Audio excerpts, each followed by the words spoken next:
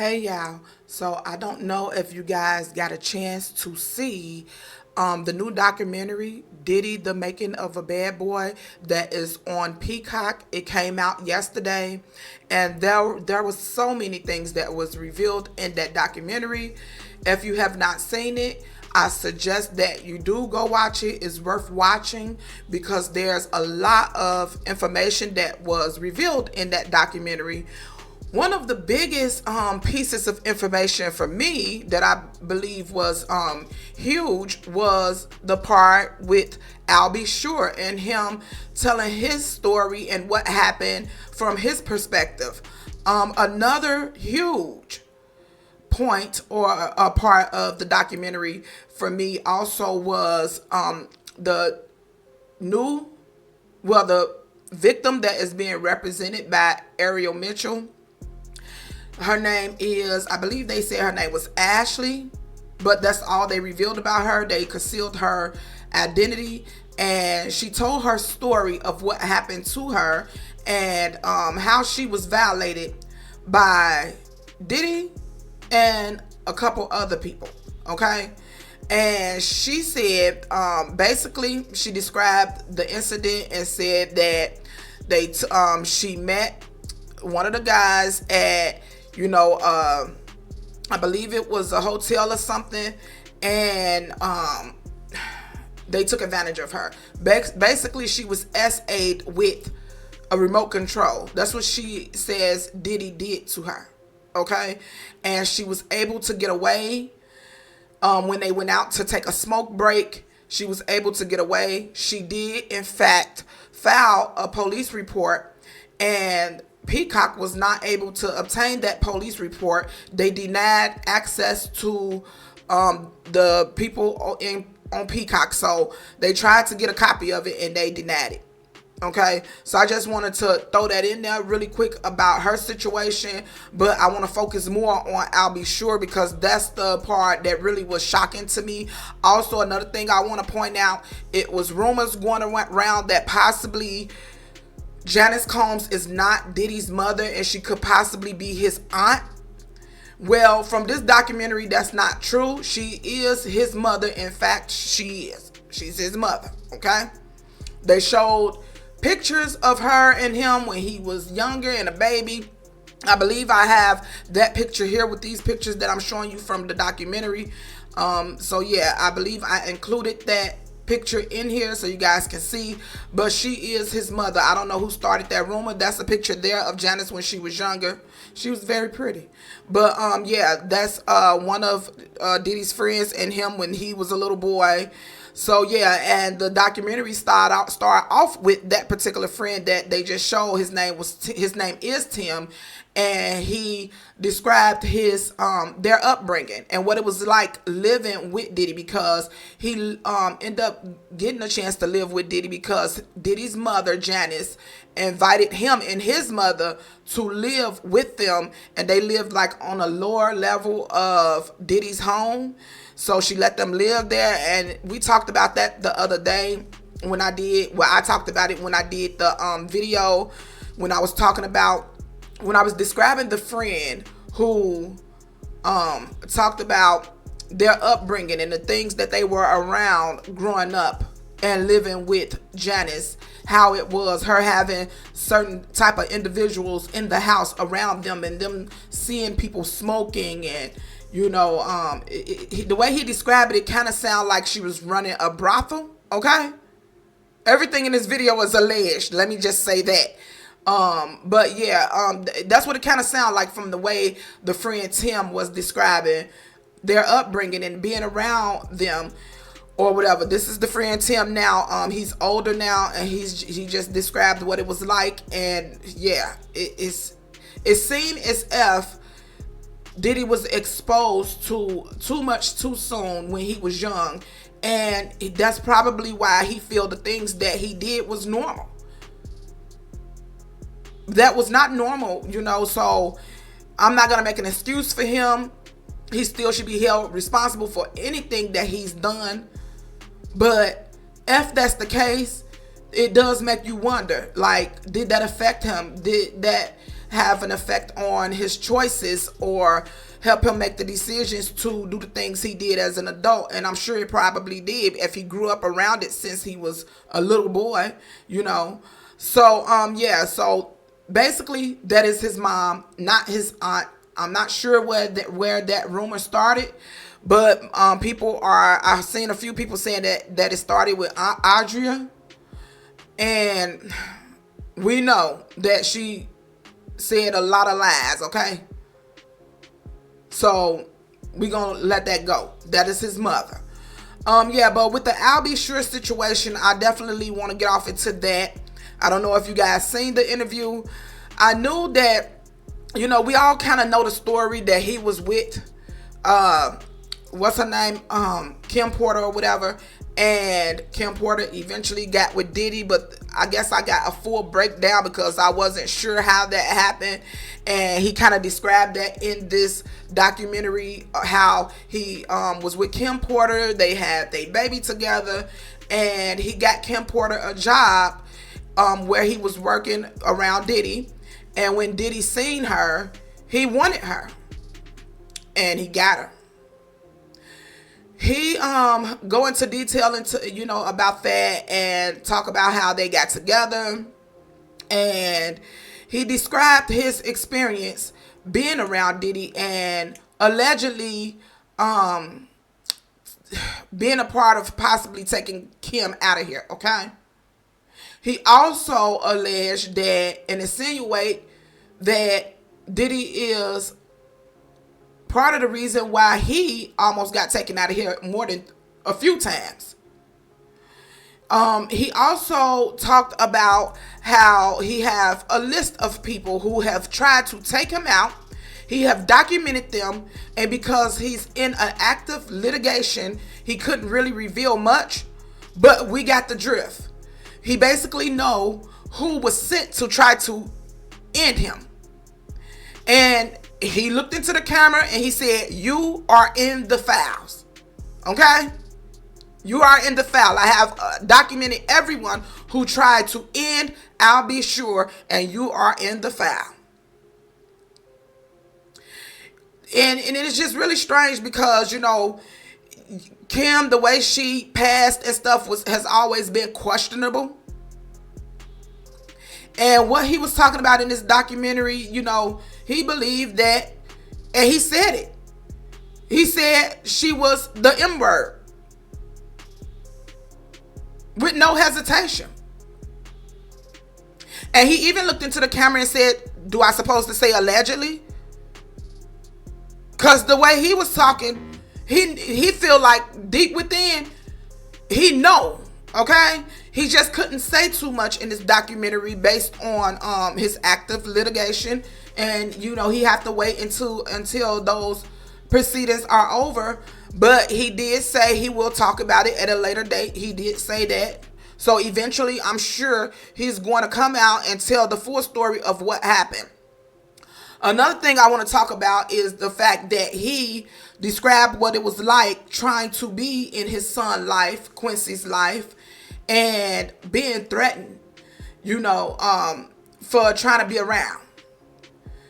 He also said that Diddy never adopted Quincy. It was said that he did.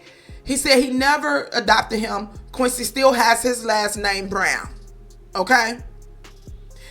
He also said that Kim warned him to, you know, basically fall back because he would be killed if he didn't. So Diddy, I'm trying to find a good way to say it, but basically Diddy took his girl, took his kid, and then threatened him that if he tried to get involved or do anything, yeah, he wouldn't make it. And it's really strange that he's already had more than 3 near-death experiences already. So it's up to you to believe or not. You know, a lot happened in this documentary. I really recommend for people to just go watch it. It's worth watching. I thought that it was gonna be like just quickly put together, and it wasn't, gonna be really worth it, because it's like, how do y'all have a documentary this fast and y'all didn't take time to wait for some more stuff to come out? And like, it seemed like it was really soon to be having a documentary already. But I think they did a pretty good job off the strength that they didn't focus so much on the current stuff. They talked about past stuff, and they also had a few of his childhood friends in the documentary that was able to talk about his bringing up and him getting into success, starting his record label and things like that. His relationships over the years, his behavior over the years, which don't seem to be that good. Like, he had a bad temper and a bad attitude for a long time, okay? And I kind of knew that from the reality shows that came out, Making the Band and all that stuff years ago. I seen his attitude in the way he was treating Danny Kane. It was like, that's not nothing new, It made me look at him different years ago when I seen how he was treating them girls. So, yeah, I guess that was the everyday thing for him. But the real big shocker in this documentary for me was hearing Al B. Sure's story. And to see the pain, yeah, like, I literally got like a little small tear. Like, it was right there, because you could see and hear the pain in Al B. Sure's voice over what he went through, and him having to be quiet, Kim begging him to not say anything and to just fall back because she was afraid of him losing his life if he was to step forward. So, that's kind of rough. You have a baby with me, I love you, and we're together, but then you leave me for somebody I introduced you to, and you don't want me to be in the kid life or anything. He also confirmed that there was a diary. Kim did have a diary. He said that she confided in him, and told him a lot of things over the years that, and said that Diddy was a dark person, and that she did in fact have a diary and was documenting things that was happening behind the scenes. But yeah, he said about 2 weeks before she passed away, somebody had got a hold to her diary and got the password to her phone and her laptop and was able to review her diary. So I don't know who that is. I'm sure he probably know. He's not going to reveal that right now, but he do know that somebody was able to get into her phone and her laptop. More than likely, it could have been Diddy. Who else would it have been? And he probably know, because she probably told him, hey, he was able to get into my laptop, my phone. He's seen everything I wrote. She probably confided into him. I also seen someone else say that Al B. Sure was a deadbeat father. I seen a couple people say that already between yesterday and today after watching this documentary. And I don't really know what to think when it comes to that, because I do feel the parents, should do everything they can, but when your life is in danger, maybe he was afraid. Maybe he was scared if he still had a relationship with Kim Porter. Maybe he was begging her behind the scenes, like, let me see my son. Or, maybe he was, because obviously they still had a tight relationship. Even after breaking up, she was still confiding in him over the years with stuff that was going on. So maybe she was sneaking and letting him see him, or maybe he was afraid and she was begging him. He was afraid that maybe she'll lose her life. It's probably so much to that. I'm not trying to make an excuse for that at all, but I don't know, y'all. It just seemed like it run kind of deep, and he just seemed so hurt over this situation. So I don't want to judge this situation, considering the fact that we really don't know yet. He's insinuating that his life was on the line and they tried to take him out several times. Okay, several times, not just one or two. The last time that they did that, it was in, I believe, 2018, 2022, I believe. I gotta get the years right, y'all. I don't want to. It was either I think it was 2022, or was it 2018? It was one of them. No, it was 2022 if I'm not mistaken. And he was in a coma for months. Yeah. And he's the only one that was around Diddy all those years ago and know everything that's still alive. Everybody else suspiciously died.